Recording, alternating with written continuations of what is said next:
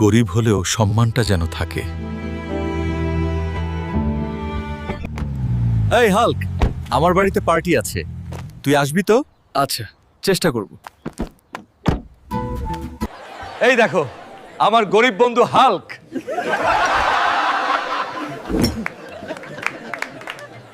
আজ তুই আমাকে অপমান করছিস, একদিন আমি অনেক টাকা কামাবো আর তখন তুই আমার নিচে কাজ করবিস। আমি মাঠে যাচ্ছি, যাও। ভগবান ভরসা। এইটা কি লাগে রে? ওরে বাবা, মাটির নিচে কি আছে দেখি তো। আরে এ তো হাঁড়ি।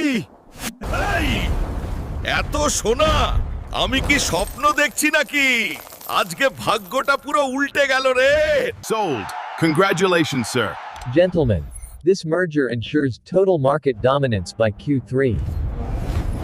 হাল্ক, তুই এখানে কি করছিস? এই ভাষায় কথা বলবেন না, ইনি আমাদের নতুন বস। উনি এই অফিস 30 কোটি দিয়ে কিনেছেন।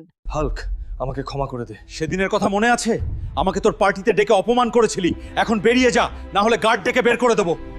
বন্ধুরা, গরিব হওয়া অপরাধ না, অপরাধ হলো গরিবকে অপমান করা।